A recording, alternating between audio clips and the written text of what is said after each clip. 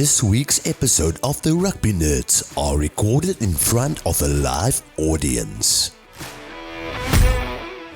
Join in on the action as the Rugby Nerds will talk about the second upcoming test between the All Blacks and the Springboks. Some friends and family join in on the action. All this on this week's episode.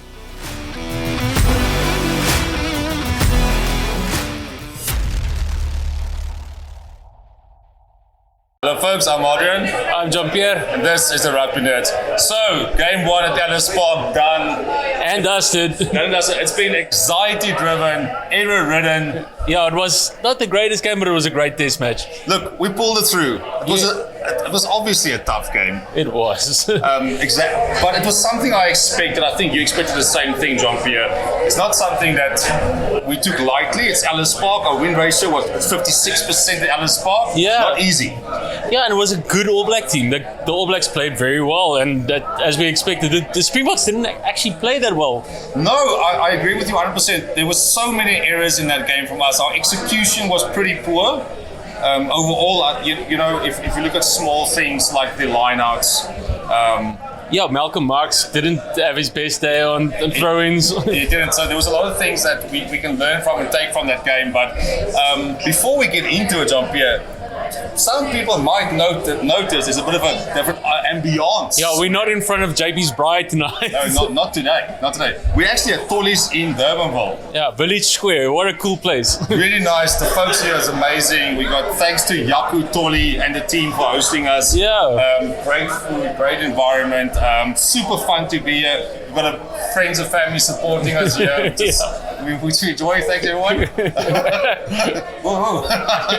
But yeah. So anyway, I think what we'll do is we'll as always we'll get into some of the big talking points with some controversies on the game. Yeah. You know, let's just get into it. Yes. Bongi Mugunani's not. Yeah. Okay. So that's a big thing. New Zealand think. They because we didn't score the try, it was not a try, but there's a lot of stuff around that. Was it knocked on by Jordie Barrett and then recollected by Bongi and then scored a try? Was it not? What's the rule about that? We don't know. I don't think the TMO knew. The thing is, for me, Jean-Pierre, in this scenario, right, the TMO has the ability to go back and check, right? Yeah. And I'm pretty sure they checked before they actually made the call. You know, that's my opinion on this. So, and, you know, just after that, in any case, you know, Sasha went for the kick. He was disrupted by some off-field nonsense. I'm not exactly sure what happened there. And he didn't get the chance to finish his kick. And, yeah, so it's just one of those things. And then on that, Damien McKenzie with his conversion, it was a conversion. But a very good point and a valid point. So obviously the shot clock he overran, I would say about at least 7 seconds. Yeah. And they rushed Sasha to actually convert really quickly. And I think he was on the verge of being called on that in that moment. And a few weeks ago, the All Blacks against England, Damien McKenzie was called out because of his kick. So that was just like. So they can go on about it. New Zealand were 10 points ahead with 12 minutes to play. So they were in control of the game. They could have won the game, and that was just like that. Yeah. Was it. So look, before we get into it, obviously, just continuing onto the conversation of controversies. Yeah. Right? Sam Kane's head-on collision with Sia. Did you see Sia's face? Yeah, it's broken. It's a bit smashed. And it's smashed, yeah. Looks like a pancake, but I'm glad he's fine. He's a very motivational, inspirational type of guy. Yeah, his speech afterward was magical. Yeah, the press conference, I loved it how he went around the field and spoke with the fans and obviously he's got like a problem in his face, so that was kind of cool. Yeah, very fun. And obviously, continuing with the trend of there was so many. You know, obviously we watch a lot of shows and things, and what irked the New Zealand crowd and team was music playing while the haka was on. I understand the frustration with it, but when we go to New Zealand, they put a mic onto the field, so by the haka, so everyone can hear. Yeah, exactly. Hey, everyone gets intimidated here. Okay, it happens now and then. And also, life stuff. Also, that's the advantage of playing at home. That's when you're the home crowd. That's the advantage of playing at home. they have to be intimidated as well. We don't have a Aka, so we've got the crowd, we've got Alice Park, we've got Socky. Yeah, we didn't use Vuvuzelas, so that's a good thing. You are lucky. This didn't catch on to rugby. Very lucky, folks. But before we continue, I would like everyone to like, subscribe, and hit the bell. Did you know, JP, only 18% of our viewers subscribe? Did you know that? That's shocking. You know what that tells me? You know what actually that tells me? What does that tell you? It tells me our watchers don't commit to things. We commit to you, so you better commit to us. Just saying, putting it out there. I don't know, whatever. So just continuing with some of the highlights of the game. I think again, New Zealand were really good in turnover ball and exposing our rush defense, and I think we were actually pretty poor. Yeah, can I just say something on that? It wasn't that our structured defense, because we have a very good scramble defense. Our structured defense was great. Our scramble defense was caught out. And it's strange because it's the same players. JC Krill was very good at scramble defense. Curtly Aronson. Caleb Clark's 2 tries was just too easy. Well, I don't know. Yeah, for me, I agree. And especially if you think about, but they did try things in New Zealand. If you look at that kickoff, the kick to Caleb Clark to put pressure on the shorter wings. Yes. That almost worked out for them, but it also didn't. And as we spoke about in last week's podcast, they knew that Ellis Park. I felt they're going to use the altitude for those big kicks, and it really did work. Yeah. They did go for the 50-22. I mean, every time Damien McKenzie, and I would have done the same if I was there. I don't know. No, 100%. But at the end of the day, I know a lot of folks to say our bomb squad was not that influential, but just taking a step back, I do think New Zealand's scrum was excellent. They were very good. They were really good. Look, there was just no ascendancy on any side. I think that it was pretty much a stalemate when it came to the scrum itself. Yeah, I read a article today with Don Eman saying that, I mean, he's a great scrum coach. He said New Zealand's probably next to us, the most powerful scrum in world rugby. Yeah. But that's the starting 8 pack. But we'll get to their bomb squad later.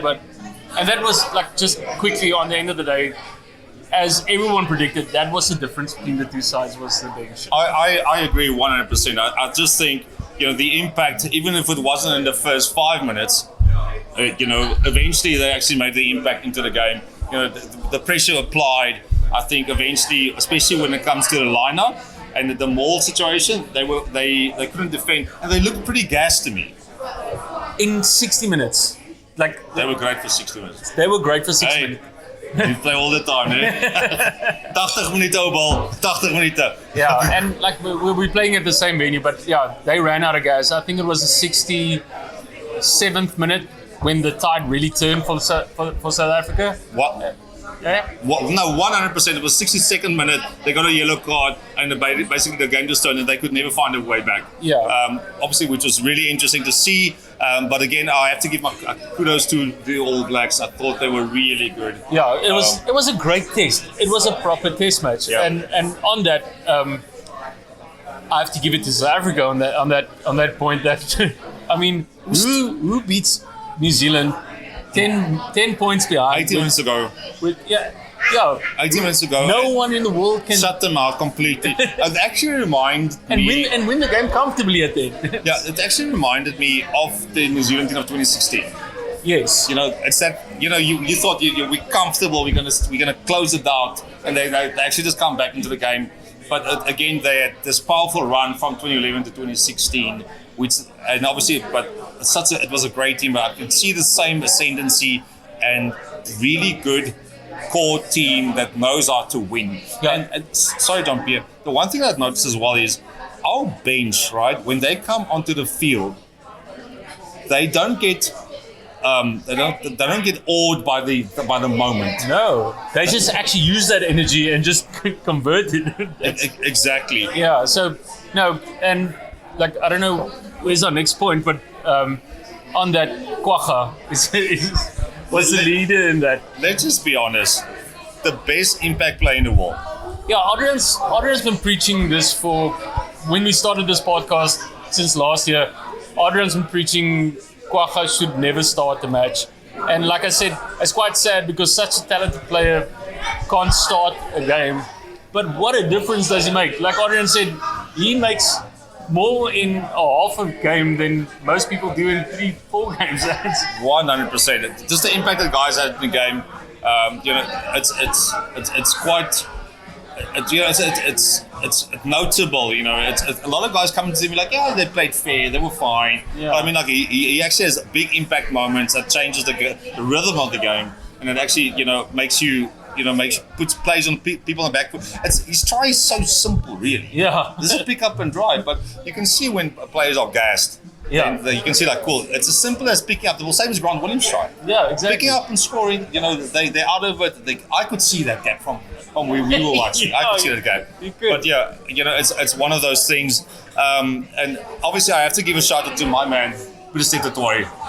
Yes. Jean-Pierre, come on. Come on. It's just Yeah. week. He's a special. Yeah, he's a week, special. Week in, week out, he just does what he does. Yeah. They played in 3 different positions on 4, 5, Saturday. 7. Yeah. Maybe it's to try and fly off. Apparently, he was a fly off in school. Primary Really? school. I don't know. It looks like. Who tells me these things? I don't know. But anyway. So obviously there's 2 injury scares for us. It's Sia and Kirtley. Kirtley I know is definitely out. He's Yeah. concussed. Yeah. So at least 1 week, right? Yeah, like I told Lauren before the podcast, on Kirtley, this was the first game that I don't think he played. Like he didn't Particularly play well. Particularly well. Maybe 100%. because the ball didn't go his way. I don't know. Sia had a great game. Again, he's consistent. Yeah, but also, in that frame is I agree with you. Not everyone's a Sia fan, but the value he brings to the team, just motivating, and also when he runs we actually didn't do running in the trams. No, I think we're keeping that maybe for next week. I don't know. I'm hoping because I think we'll change it up slightly. I think we'll change it up, and it'll be interesting to see how we go about our game plan. And but New Zealand is definitely trying to adjust as well. You can see that the Razors trying things. Yeah. I don't know if you saw, but it looks to me he's trying things. Yeah, and also like their first try was a maul try. I mean. John Cohen, our best friend there from New Zealand. That JK? Yeah, that joined Not a JK method. No, John Cohen. When John Cohen... Hi, guys. When John Cohen joined us last week, he hates malls. And some of you don't know John Cohen was on the show last week. yeah, because you didn't watch it. You lose. You lost out. Hey, find it on YouTube. Like and subscribe and ring that bell. I'm just saying. Anyway, so while we're here in a local establishment in Durbanville, we thought we'll call on a local legend from Western Province Club Rugby. Yeah, Hamilton's. Villagers. Some say he can only commit twice in his life, and that was 100 caps for Villagers and 100 caps for Hamilton's. Yeah, our good friend Neil. Neil Cleghorn, please come up here. Lekker, Nilo. So Neil has different nicknames as Big Steve. Nilo 8. Yeah. In his signature, there's an 8. Yeah. Is it really a thing? Absolutely, yeah, 100%. So Neil, what was your thoughts on the game? On Saturday? Yeah, no, yesterday. Okay, yesterday's game not too bad. Saturday, let me tell you, I told JP earlier when we got here, I'll take Gary Player's method of thinking. If you play on a higher level, the more you practice on that type of level, the luckier you get. Amen. We're getting 50-50 calls going our way for a change. Hang on, this is a golf thing. It's a golf thing. This is a golf thing. I'm not a golf guy, but this is a golf thing. Yeah. Like a golf. Yeah. So yeah, I think the more you practice on that level, the luckier you get. Getting 50-50 calls that usually went New Zealand's way and the opposition we played. So I think finally we're playing at an attacking level, and the attacking team usually gets the benefit. So that's my thought on the game. And what do you think? Like I told Adrian, you remember the 2011, 2015 All Blacks team? They could be 10 points, 15 points behind, Yeah. with 5 minutes to play, they'll win that game. And I think like that Springbok team is starting to get into that type of level. You think that's... It's a confidence thing. We're starting to play with confidence. And the supporters feel it, South Africans feel it. 20 minutes to go, we 15 points behind. You don't give up. You don't give up. Yeah. Something's going to happen. Sasha's going to do something. I mean, even Rassi said in the press conference, he said they were thinking about just defending the bonus point, not worrying about the win. And those boys just got together and won the game. No, we're not doing that anymore. We're attacking for 80 minutes. But that's obviously a confidence play from a South African perspective. Yeah. I think you can feel it from all South Africans. The impact sport has into our lives. All of us were. Let's be honest. 6 years ago, we would say we're gonna get smashed. Yeah. Right now we're like, no, we can get back into the game. It was actually a beautiful thing to see. In the last 5 minutes. What we would usually go for polls, try and build up the points. No, maybe just the world number one goes for the line, and we go score the try. And you have a guy like Sasha and Fassi, 2 rookies playing with confidence. Let's on that point. How good are they really? I'm very excited about Fassi, right? Obviously, Pollard is still an amazing rugby player, but Fassi is real potential. Fassi, Rassi said a great thing. Billy's teaching him to properly. Assess the attacking field. Yeah. He's great under the high ball. Yes, they got the knee thing that he had a problem with going up for the ball. That's eliminated. So Billy is actually guiding him in a mature, senior type of way to attack on second phase, slot into the position, spread the ball to Sasha, to Damien, and get that attacking foot forward. And he's running it back against a team like New Zealand. He's 100%. Running it back like New Zealand guys do normally. But I'm excited for this Saturday.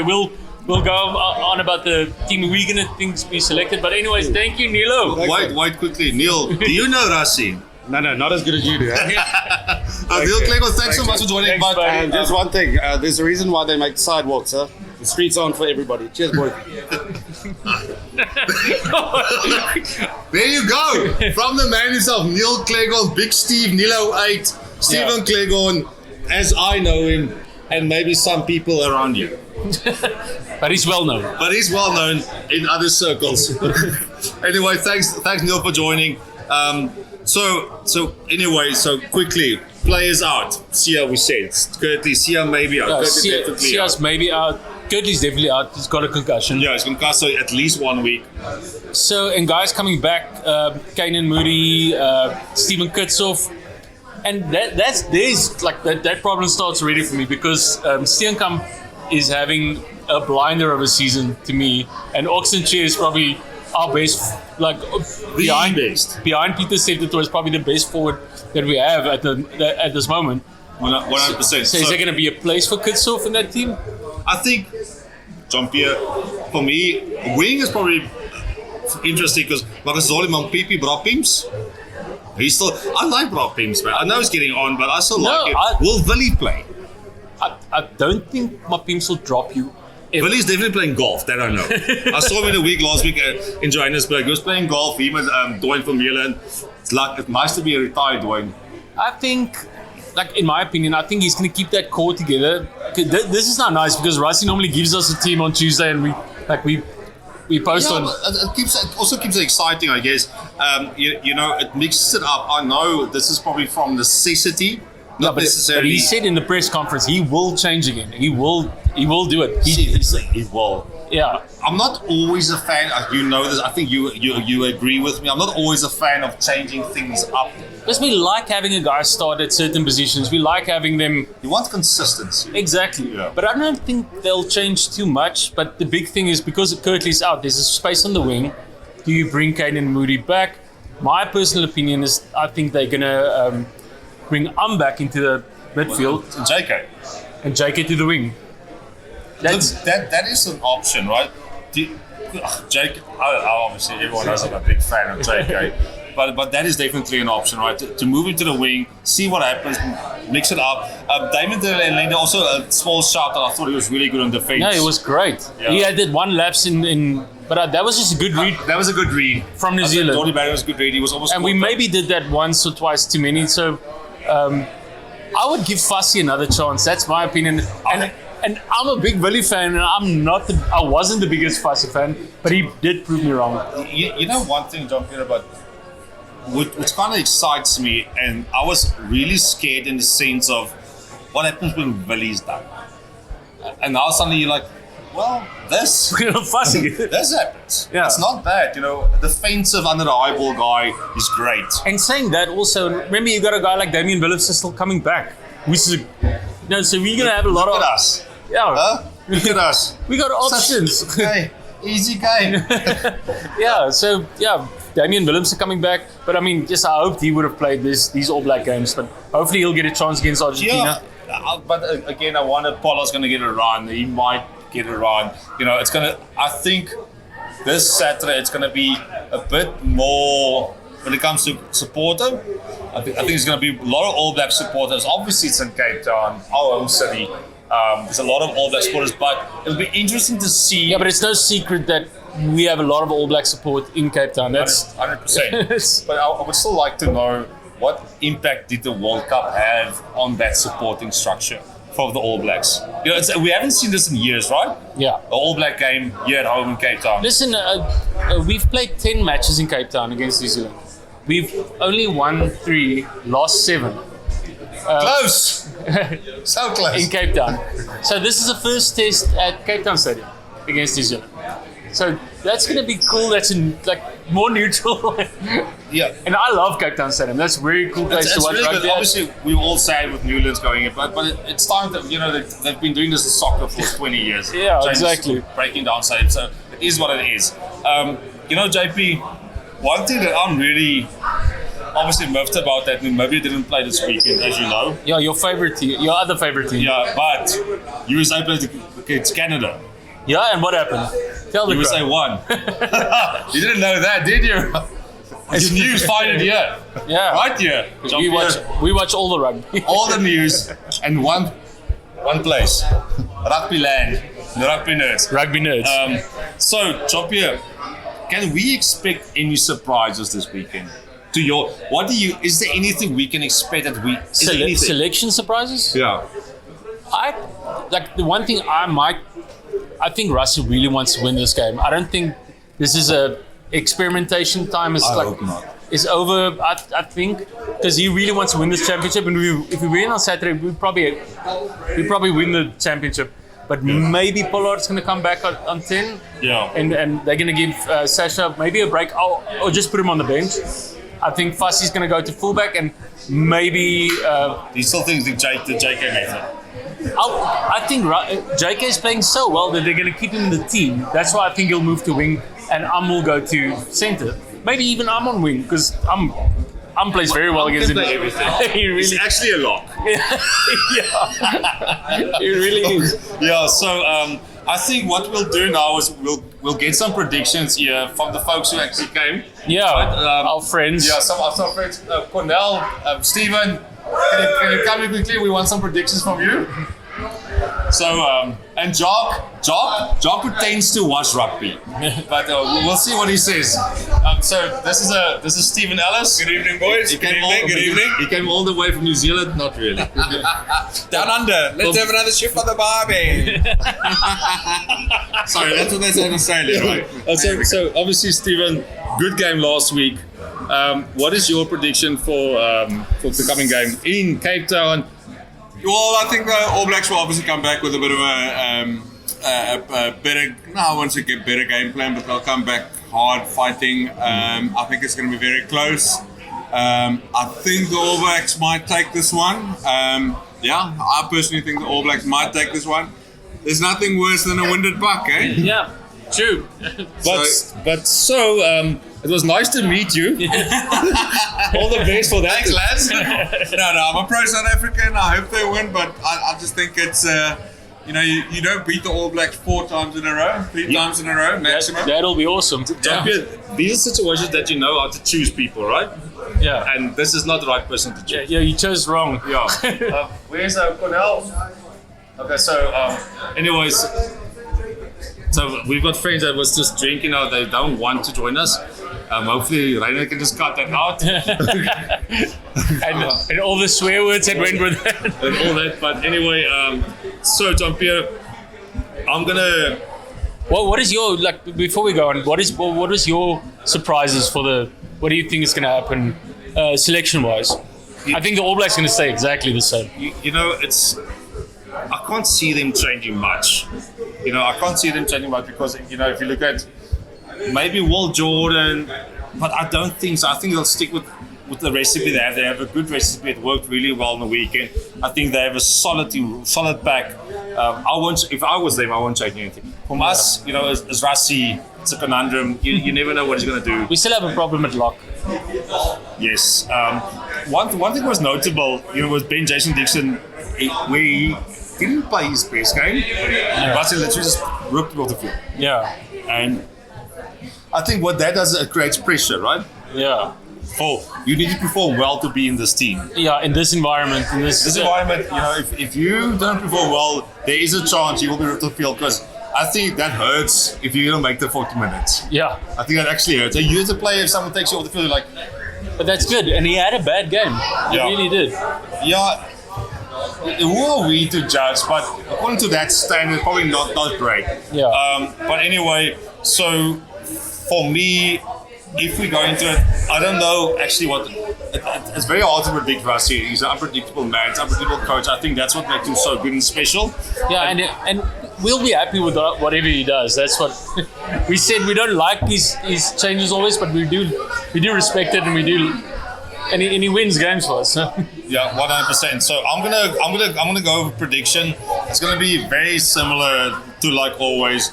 I'm gonna go South Africa, I'm going to South Africa 35, and I'm going to see the All Blacks 30.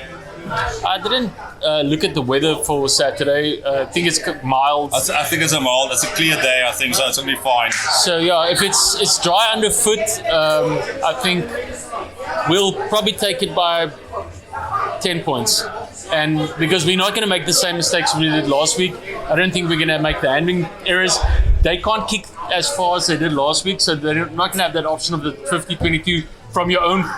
They did try that a lot, though, didn't from they? their own 22, so they're not going to have that. So we maybe have ascendancy in that regard. So I'm going to say Springboks by 10 points.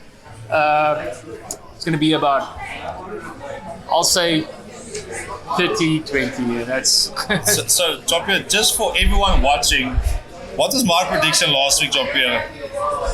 Adrian got it spot on. 31-27. This guy knows rugby. Yeah. Not him. But my prediction was 5. What a joke. 5 points. Come on. Yeah. Hey. Well done. That was good. No, you lose, you win some, eh? Yeah. This guy wins. I never get it right. So anyway, guys, thank you so much for watching. Thanks for everyone for coming here. Thank you, really guys. enjoyed it. And, like, subscribe, and hit the Hit the bell. a peace. Love you guys.